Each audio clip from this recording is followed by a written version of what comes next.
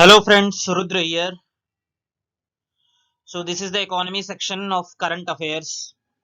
इसमें 2021 में इकोनॉमी से रिलेटेड जो भी मुख्य घटनाएं हैं, बड़ी घटनाएं हैं, जो इवेंट है, कोई पॉलिसी है, वी विल डिस्कस, हम लोग उसको डिस्कस करेंगे, जानेंगे what happened in the economic sphere.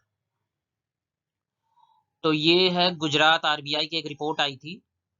तो आरबीआई के एस्टिमेट्स के हिसाब से गुजरात जो है इंडिया का सबसे बड़ा मैन्युफैक्चरिंग हब बन गया है। मैन्युफैक्चरिंग मतलब किसी रॉ मटेरियल से जो है कोई एंड प्रोडक्ट बनाना, कि जैसे गेहूं है उससे बना दिया वो पाव, तो ये है ब्रेड बना दिया, जो है आयरन है उससे स्टील बना दिया है, तो दिस इज मैन्युफैक्चरिंग। तो आरबीआई एस्टिमेट्स के हिसाब से Gujarat has become India's biggest manufacturing hub, living behind Maharashtra. Maharashtra पहले था। तो ये मैन्युफैक्चरिंग को कैसे, मतलब कैसे उसको कैलकुलेट करते हैं, हाउ डू वी एस्टिमेट कि मैन्युफैक्चरिंग सेक्टर क्या है। तो मैन्युफैक्चरिंग है क्या, कि जैसे आयरन का एक लंप है और उससे स्टील का कुछ बना दिया प्रोडक्ट, एक शाफ्ट बना दिया जो इंजन्स में लगता है, तो this is called value addition, कि हमने उस आयरन की वैल्यू बढ़ा दी कुछ कुछ इसमें मिला के। तो ये gross value addition in the manufacturing sector in Gujarat has reached 5.11 lakh crore at, इतना परसेंट, मतलब डबल डिजिट ग्रोथ हुआ है जीबीए में बिटवीन 2012 से 2020। अब चूंकि गुजरात जो है न्यूज में है, तो गुजरात के इर्द गिर्द का मैप देख लेते हैं, बिकॉज मैप को ऐसे देखना ही ज्यादा जो है याद रहता है, बाद में नहीं। तो ये गल्फ ऑफ कच्छ है, ये देख लीजिए ऊपर है, और गल्फ ऑफ खम्बट ये नीचे है, ये दामन एंड दीव यहाँ पर है, और ये रन ऑफ कच्छ है। अब यहाँ ये पाकिस्तान का इलाका है। ओके, सो गुजरात जो है पाकिस्तान से टच है, राजस्थान से टच है, देखिए यहाँ पर राजस्थान है, यहाँ पर मध्य प्रदेश है, यहाँ पर महाराष्ट्र है, और दादरा एंड नगर हवेली भी यहीं पर है, दामन दीव भी यहीं पर है। दूसरा न्यूज ये है कि माइक्रोसॉफ्ट जो है दुनिया का सबसे ज्यादा वैल्यूएबल, महंगा और जो है वैल्यूएबल कंपनी हो गया है। तो Microsoft has become the world's most valuable public company, जिसमें पब्लिक शेयर होल्डर भी हैं, लिविंग बिहाइंड एप्पल, एप्पल को पीछे छोड़ दिया। दूसरा ये है कि वेजेस, जो तनख्वाह है, न्यू बेस ईयर, उसका बेस ईयर गवर्नमेंट ने रिवाइज किया है, नया बेस ईयर लगाया है कि 2016 कर दिया है बेस ईयर। अभी उसके पहले जो है 63-65 था बेस ईयर।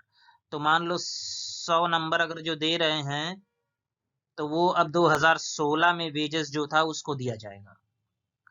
तो जो नया सीरीज है उसमें एक और परिवर्तन है कि वो हाफ ईयरली बेसिस पे कैलकुलेट होगा वेज, ना कि पहले की तरह एनुअल बेसिस पे।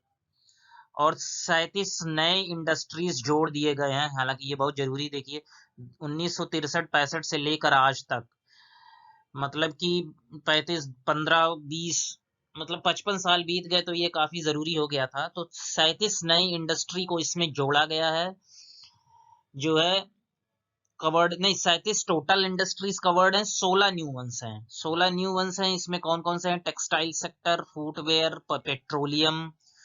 तो वेटेज ऑफ मैन्युफैक्चरिंग उसको डबल कर दिया गया, 82 कर दिया गया 48 से, और माइनिंग को 11% कर दिया गया है, 17% से घटा दिया गया। प्लांटेशन सेक्टर को भी 6 कर दिया गया है, 34 था पहले।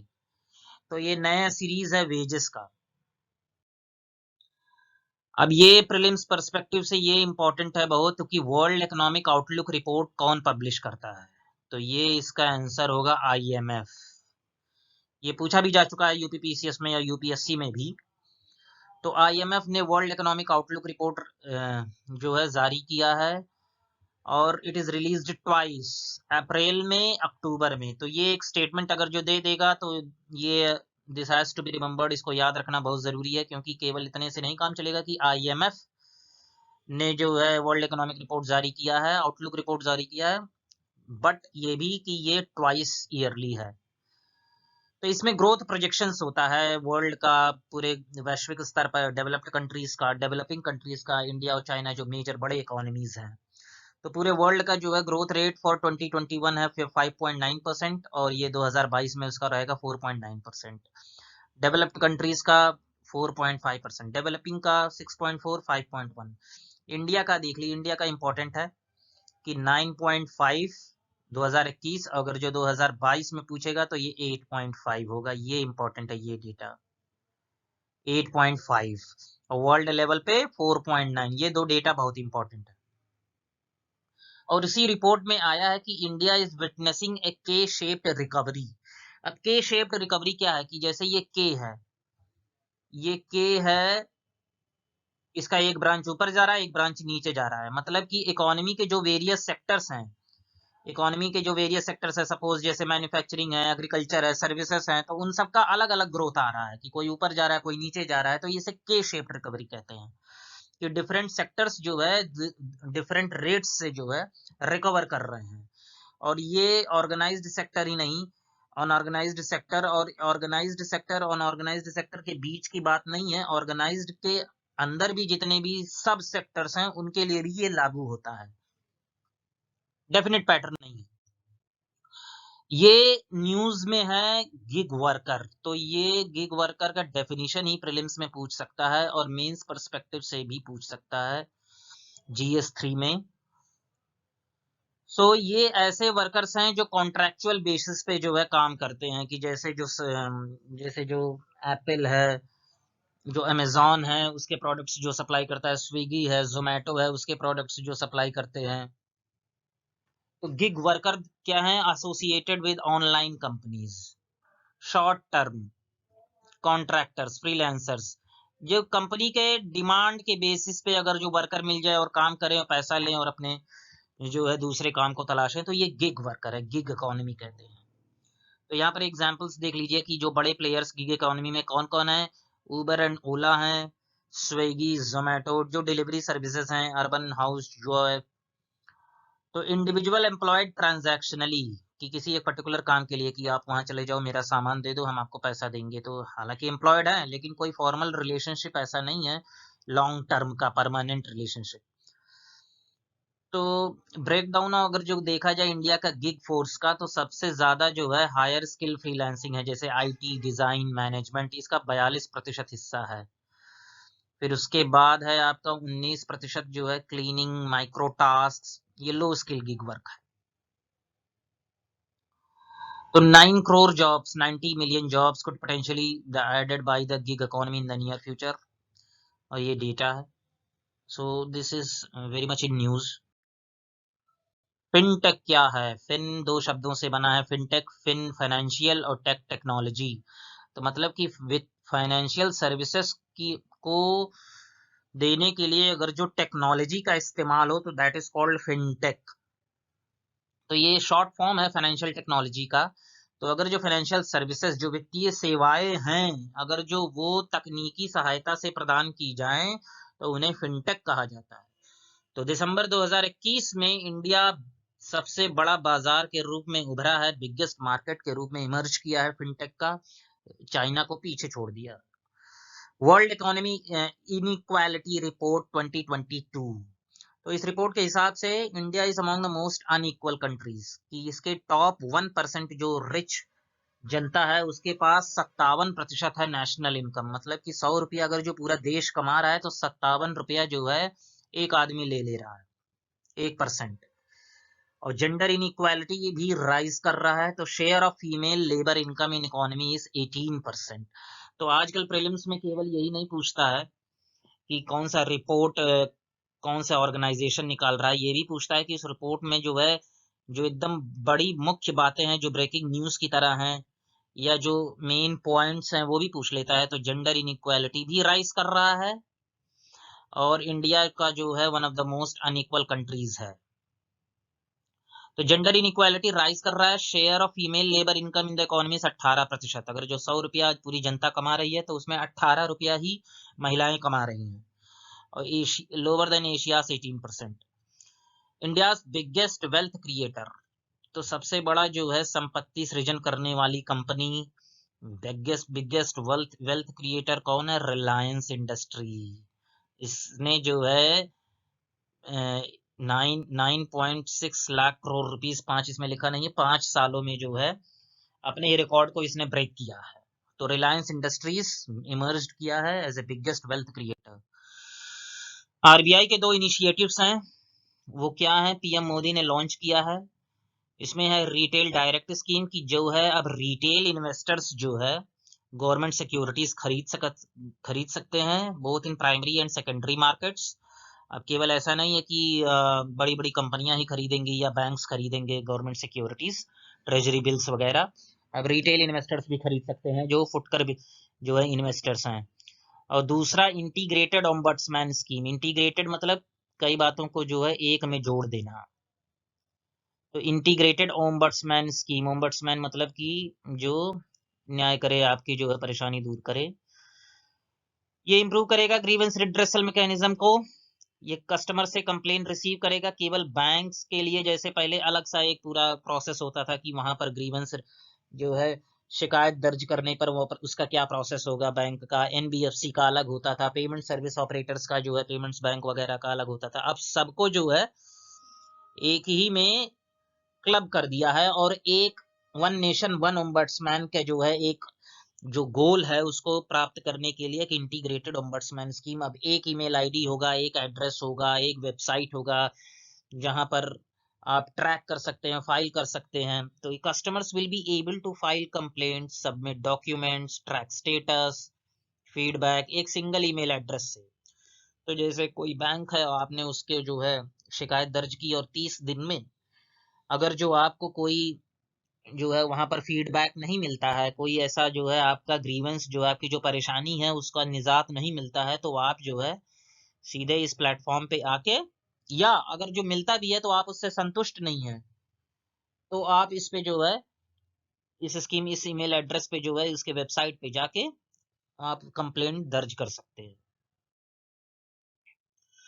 RBI introduces revised prompt corrective action.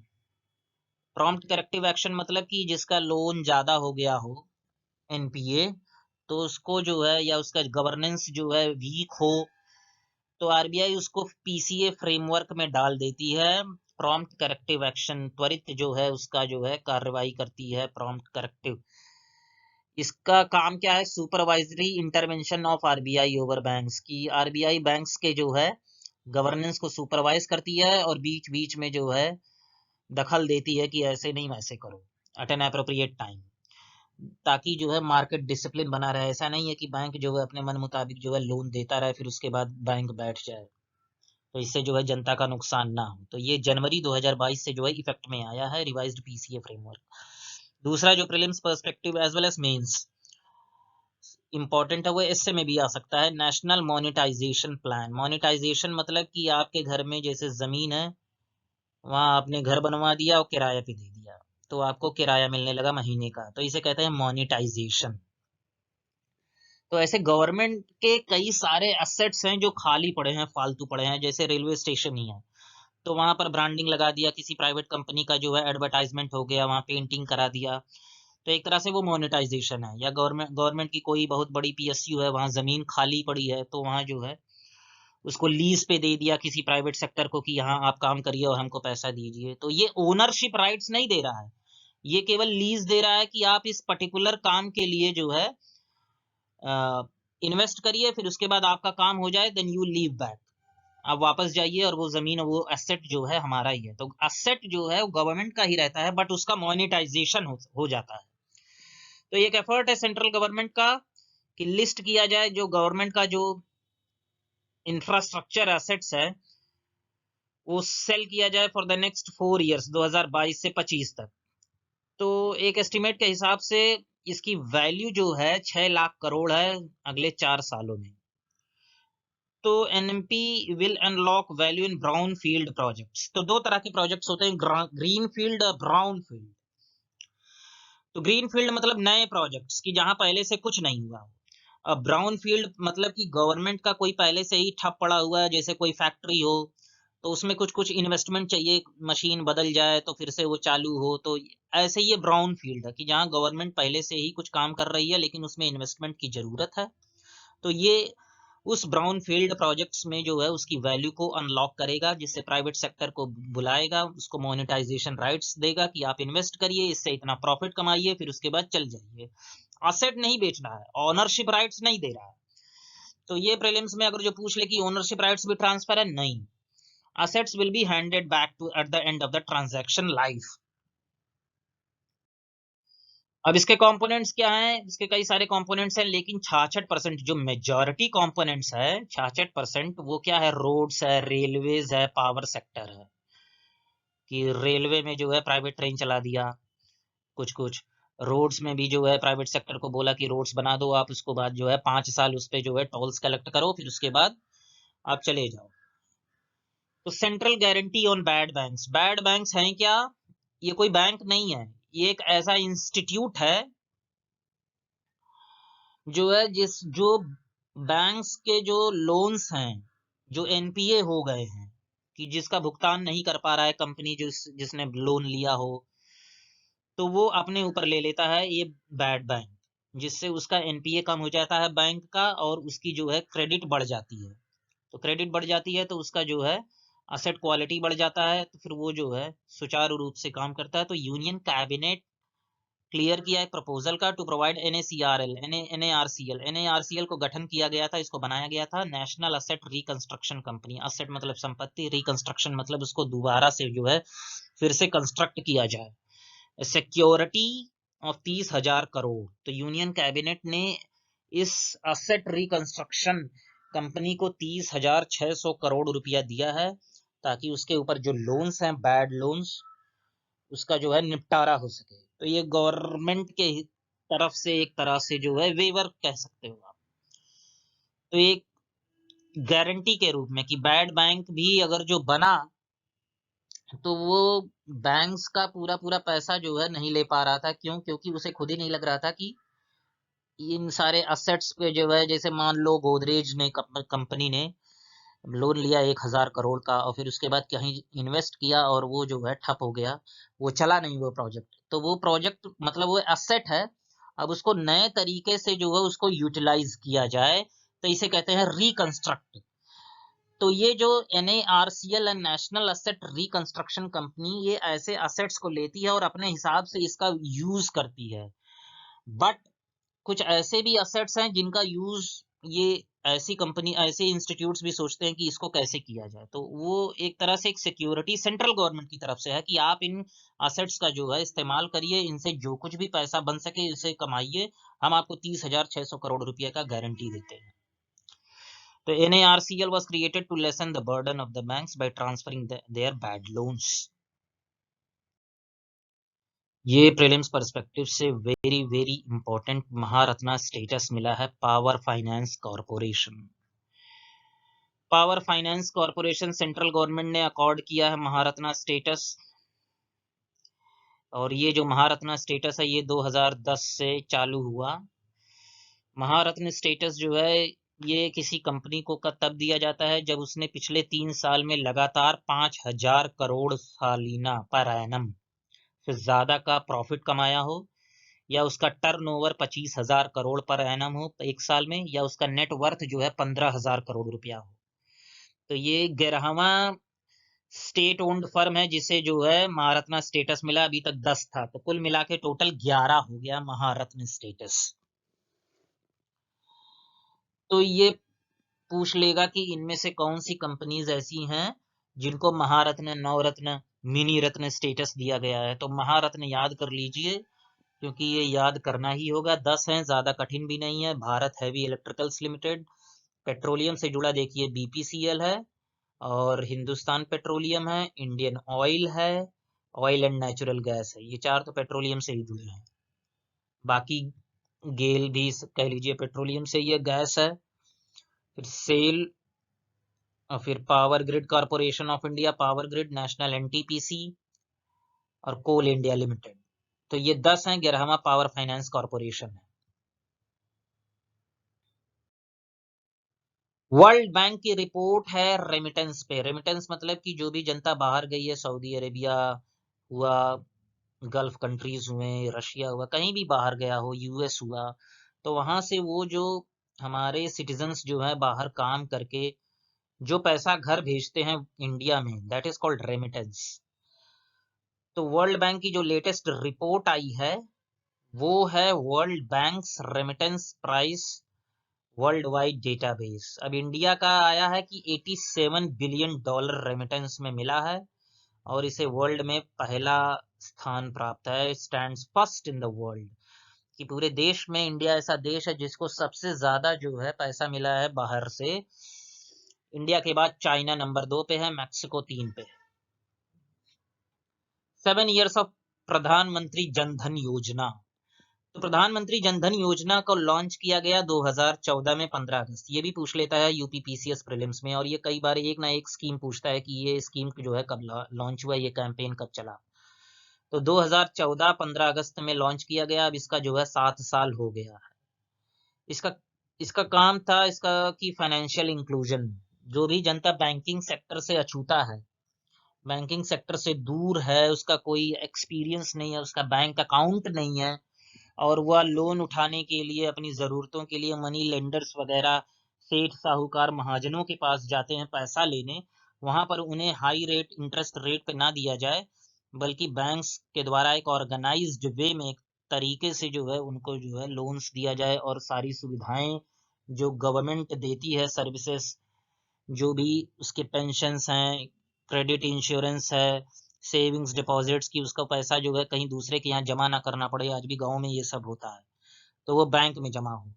तो बैंक अकाउंट ना खुलने का ये भी एक कारण है कि बैंक पेनिट्रेशन कम है, जो है कि गांव में बैंक्स नहीं है, ब्रांचेस कम है। दूसरा ये है कि बैंक खोलने पहले था कि अकाउंट खोलने के लिए मिनिमम 1,000 2,000 रुपया जमा करना पड़ता था। अब उन सबको यहाँ हटा दिया गया है कि जीरो बैलेंस अकाउंट खुलता है, कि आप अकाउंट बस एक फॉर्म डाल दीजिए, कोई पैसा ना जमा हो। तो इसकी एलिजिबिलिटी क्या है कि अगर जो कोई बैंक अकाउंट ना हो उसके पास, और प्लस वो सिटीजन हो, भारतीय नागरिक हो, और 10 साल का हो गया हो, ऐसा नहीं बच्चे का खुल जाएगा, तो ये एलिजिबिलिटी है। और प्लस इसमें जो है ओवरड्राफ्ट फैसिलिटी भी है, एक्सीडेंटल इंश्योरेंस कवर भी है, 2 लाख रुपए का है 2018 के बाद जिसने भी जन धन योजना में बैंक अकाउंट खोला है।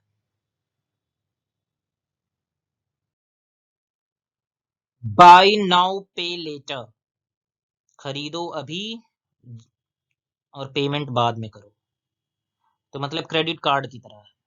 तो बाई नाउ पे लेटर BNPL, ये एक फाइनेंसिंग ऑप्शन है जिससे पेमेंट को आप बाद में कर सकते हैं, डिफर कर सकते हैं at the time of buying. ये लॉन्च कर रही हैं नाउ ई कॉमर्स कंपनियां, जैसे अमेजोन है, स्विगी है, जो भी है। इससे क्या हुआ कि आदमी सोचता है कि कैसे खरीदा जाए, उसके पास उस टाइम उतना पैसा नहीं होता, हो सकता है बाद में आए। तो ये क्रेडिट कार्ड की तरह है, बट क्रेडिट कार्ड में क्या है, वो रिगरस बहुत प्रोसेस है, उसमें कई सारे चेकिंग वगैरह होते हैं, उसमें ऐसा नहीं है। राइज इन FDI, तो FDI जो क्या है, प्रत्यक्ष जो निवेश है, foreign direct investment, financial year 2021 में वो पहुंच गया $82 बिलियन। 1 बिलियन में कितना होता है, 100 करोड़। तो 8200 करोड़ मतलब 8,200 करोड़। तो उसको 70 से आप गुणा कर दीजिए, तो 8,000 80,000 82,000 करोड़ गुणे 7, मतलब 5.5 लाख 6 लाख करोड़ रुपए। तो ये डेटा रिलीज हुआ है कॉमर्स एंड इंडस्ट्री मिनिस्ट्री। ये इंपॉर्टेंट है, प्रीलिम्स में पूछ लेता है कि कौन सी मिनिस्ट्री लॉन्च कर इसे रिलीज करती है इस डेटा को। तो गुजरात में सबसे ज्यादा FDI हुआ। अगर जो स्टेट्स में पूछा जाए तो Gujarat emerged as the top recipient of the FDI inflows. पूरे देश में अगर जो 100 रुपया आया है तो 37 रुपया गुजरात में गया है। महाराष्ट्र को दूसरा पोजीशन मिला है। दूसरी बात यह है कि वर्ल्ड इन्वेस्टमेंट रिपोर्ट ये कौन जारी कर रहा है, UNCTAD UNCTAD। UNCTAD जो है यूनाइटेड नेशन की एजेंसी है इन्वेस्टमेंट पे। वैश्विक निवेश रिपोर्ट, वर्ल्ड इन्वेस्टमेंट रिपोर्ट, ये प्रीलिम्स में पूछ सकता है और पूछता भी है वर्ल्ड इन्वेस्टमेंट रिपोर्ट UNCTAD। इसमें बताया गया कि इंडिया को 5वें स्थान मिला है, 5th पोजीशन है in terms of attracting investment. एक सेपरेट वीडियो बनाऊंगा जिसमें सारे रिपोर्ट्स और इंडिया का पोजीशन, और उसमें कौन सी इंस्टीट्यूट, कौन सी बॉडी, नेशनल इंटरनेशनल, कौन सा रिपोर्ट रिलीज करती है, और उसमें इंडिया का क्या पोजीशन है, फर्स्ट पोजीशन पे कौन है, और वो किससे जुड़ी हुई है।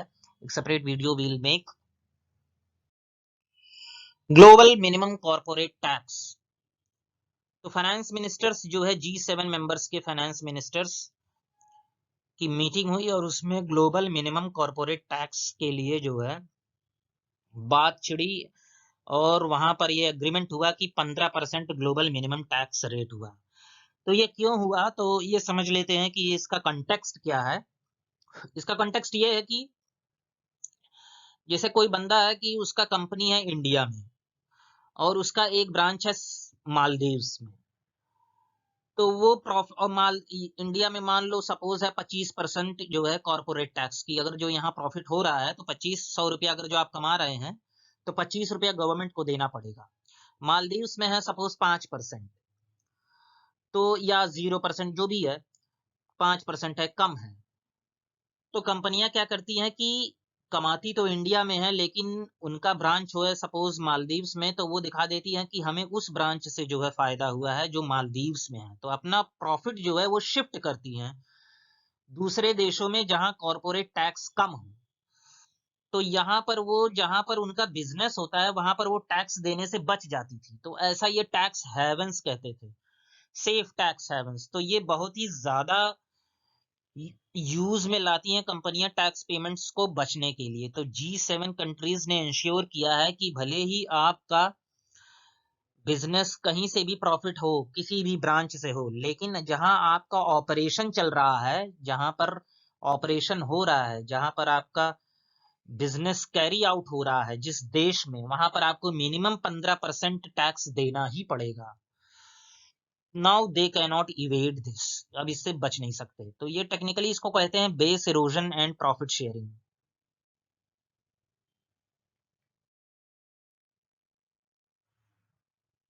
डेवलपमेंट फाइनेंस इंस्टीट्यूशन, तो इसका नाम से ही पता चल रहा है कि ऐसे फाइनेंस इंस्टीट्यूशंस जो केवल डेवलपमेंट पे, इंफ्रास्ट्रक्चर डेवलपमेंट पे वगैरह पे काम करें। तो फाइनेंस देते हैं ऐसे इंस्टीट्यूट्स जो है वित्त सेवा, फाइनेंशियल फाइनेंस देते हैं, पैसा देते हैं इंस्टीट्यूट्स डेवलपमेंट कार्यों के लिए। तो finance for the development projects in the developing countries, और उनका जो सोर्स होता है वो जो है सॉवरिन फंड्स होता है, जो गवर्नमेंट के जो फंड्स होते हैं वो गवर्नमेंट से पैसा लेती हैं। तो डेवलपमेंट फाइनेंस इंस्टीट्यूशन है कि इंडिया में जो पहला DFI है वो स्टैब्लिश हुआ IFCI के नाम से, इंडियन इंडस्ट्रियल फाइनेंस कॉर्पोरेशन। ये प्रीलिम्स में पूछ सकता है। First DFI in India was established in 1948। उसके बाद ICICI जो है एस्टैब्लिश हुआ 1955 with the support of world bank. ये डेवलपिंग कंट्री है, यहाँ पर जो है इंफ्रास्ट्रक्चर डेवलपमेंट के लिए जो है ICICI को जो है एस्टैब्लिश किया गया वर्ल्ड बैंक है। तो ये प्रीलिम्स पर्सपेक्टिव से इंपॉर्टेंट है। ये सारी बैंक्स जो है ICICI डेवलपमेंट फाइनेंस इंस्टीट्यूशंस के अंतर्गत आती है। प्रोडक्शन लिंक्ड इंसेंटिव स्कीम, तो ये ऐसा स्कीम है कि प्रोडक्शन लिंक्ड है कि आप जितना प्रोडक्शन, कोई कंपनी है तो गवर्नमेंट कहती है कि भाई आप जो है प्रोडक्शन बढ़ाइए, तो फैक्ट्रीज कहेंगी कि हमारे पास पैसा नहीं है, हम प्रोडक्शन कैसे बढ़ाएं, तो गवर्नमेंट कहती है नहीं कि पैसा हम देंगे कि आप प्रोडक्शन बढ़ाइए।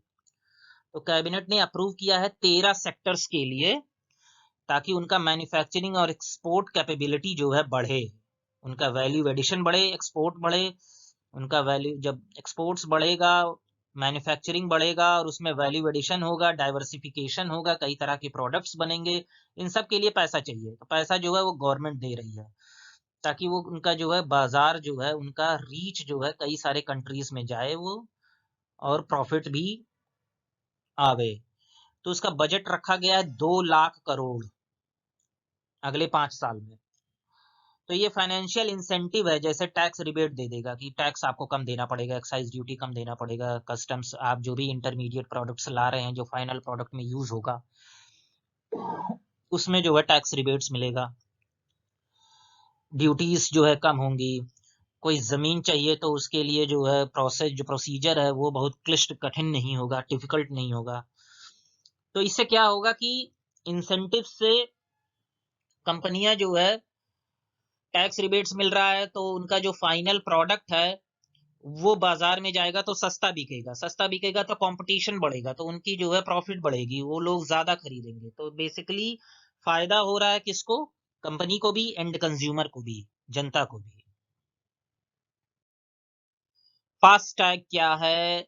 15 फरवरी 2021 को सेंट्रल गवर्नमेंट ने, केंद्र सरकार ने मैंडेटरी कर दिया है कि हर गाड़ी इंक्लूडिंग फोर व्हीलर्स सारे जो है गाड़ियों के ऊपर जो है फास्टैग मैंडेटरी होगा, ताकि एक तरह का ये एक चिप है, एक बड़ा सा है, विंड स्क्रीन पे लग जाता है और वहां पर डिटेक्टर होता है टोल्स पे, वो इसको जो है रीड कर लेता है और ऑटोमेटिकली पैसा कट जाता है, ताकि वहां ट्रैफिक जाम ना हो टोल्स पे। तो ये रेडियो फ्रीक्वेंसी आइडेंटिफिकेशन एक तरह की टेक्नोलॉजी है कि रेडियो फ्रीक्वेंसी से जो है उस चिप को आइडेंटिफाई कर लिया जाता है। कैशलेस पेमेंट्स की तरफ हम आगे बढ़ रहे हैं, तो ये मैंडेटरी हो गया है। पेटीएम पेमेंट्स बैंक नाउ ए शेड्यूल्ड बैंक, ये भी एक न्यूज में है कि पेटीएम पेमेंट्स बैंक को जो है आरबीआई के दूसरे शेड्यूल में शामिल कर लिया गया है और वो अब शेड्यूल्ड बैंक हो गया है। इसका मतलब कि वो अब गवर्नमेंट सिक्योरिटीज को खरीद सकता है, प्राइमरी ऑप्शंस अपने जो है, और marginal standing facility rate, repo rate, reverse repo rate economy section से है, वो आरबीआई से पैसा ले सकता है, आरबीआई को पैसा दे सकता है, ओवरनाइट पैसा आरबीआई से ले सकता है। तो ये एक तरह से बैंक की तरह भी ये काम करने लग गया है, शेड्यूल्ड बैंक की तरह। आई स्प्रिंट क्या है? ये फिनटेक हैकाथन है। इसको लॉन्च किसने किया है? International financial services centre authority, इसको लॉन्च किया है हैकाथन।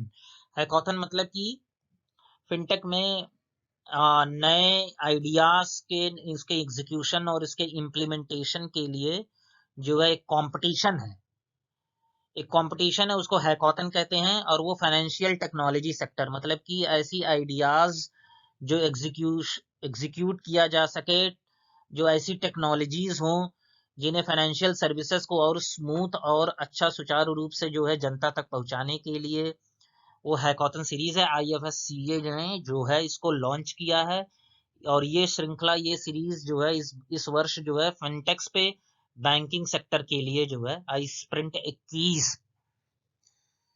सोशल स्टॉक एक्सचेंज, ये प्रीलिम्स पर्सपेक्टिव से वेरी इंपॉर्टेंट है और मेंस पर्सपेक्टिव से भी, और इसको हम एसए में भी डाल सकते हैं कहीं पर, जो सोसाइटी और जहां टेक्नोलॉजी दोनों मीट कर रही हैं, जहां सोसाइटी और इकोनॉमी दोनों जहां कन्वर्ज कर रही हैं, ऐसा कोई डायमेंशन अगर जो एसए में आता है, मेंस में आता है, तो वहां सोशल स्टॉक एक्सचेंज को जो है हम मेंशन कर सकते हैं और उससे हमारे 2 नंबर अवश्य बढ़ जाएंगे और एसए में 10 नंबर बढ़ेंगे। तो इस एक्सचेंज क्या है कि जैसे अभी क्या है, बॉम्बे स्टॉक एक्सचेंज है, तो इस पे क्या है कि गवर्नमेंट कंपनियां जो है सारी अपने शेयर्स बेचती हैं और मार्केट से पैसा उठाती हैं और वो पैसा जो है अपने बिजनेस वेंचर्स में लगाती हैं, वहां से जो है वो प्रॉफिट कमाती हैं और वो उस प्रॉफिट का कुछ परसेंट जो है उन इन्वेस्टर्स को देती हैं जिन्होंने पैसा लगाया था। तो इसे सबको, मतलब सबके लिए विन विन सिचुएशन है। लेकिन सोशल स्टॉक एक्सचेंज क्या है कि ऐसा एक्सचेंज जिसपे सोशल फर्म्स और वॉलंटरी ऑर्गेनाइजेशंस जैसे एनजीओ हो गया, तो ऐसे सोशल ऑर्गेनाइजेशंस जो सोसाइटी के लिए काम कर रही हैं ये लिस्टेड होंगी। मतलब उनका काम जो है केवल प्रॉफिट, कोर प्रॉफिट नहीं होगा। तो these entities will now be able to raise capital, तो ये मार्केट से कैपिटल उठा सकती हैं जैसे म्यूचुअल फंड्स उठाता है, और जो है अपने जो है सोसाइटल काम में, वर्क में जो है इन्वेस्ट कर सकते हैं।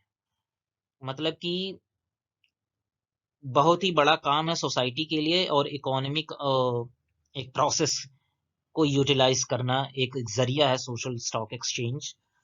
पेमेंट्स बैंक, ये भी बड़ा न्यूज में है, तो इसमें एक खासियत है, इसको जान लेते हैं। ये न्यूज में है तो वी शुड नो दिस कि ये डिफरेंट है कमर्शियल बैंक से। कैसे डिफरेंट है कि ये कॉमन बैंकिंग नीड्स जो है, जो साधारण बैंकिंग नीड्स हैं उनको तो फुलफिल कर सकते हैं पब्लिक की, लेकिन कुछ रेस्ट्रिक्शंस हैं, जैसे वो क्रेडिट कार्ड्स नहीं दे सकते, करंट और सेविंग्स अकाउंट्स कस्टमर्स का खोल सकते हैं और ट्रांसफर कर सकते हैं रेमिटेंस, जैसे कोई गल्फ कंट्री गया वहां से वो पैसा भेज रहा है, कोई यूएस गया वहां से पैसा भेज रहे हैं, तो उस पैसे को जो है फैमिली के अकाउंट में, जो है यहाँ पर जो जनता रह रही है उसके अकाउंट में, जो है उसके फैमिली के अकाउंट में भेज सकते हैं, रेमिटेंसेस हैं, बट वो क्रेडिट कार्ड नहीं दे सकती। ऑफ कोर्स करंट और सेविंग्स अकाउंट्स कस्टमर्स का खोला जा सकता है, तो इस मायने में वो डिफरेंट है।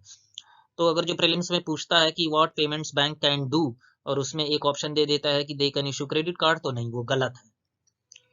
तो ये इकोनॉमी सेक्शन है, और उसके बाद इकोनॉमी सेक्शन में और भी ये है कि जितने सारे रिपोर्ट्स हैं कौन से इंस्टीट्यूशन, उसके लिए I will make separate video. So keep visiting my channel for more videos on current affairs. Thank you.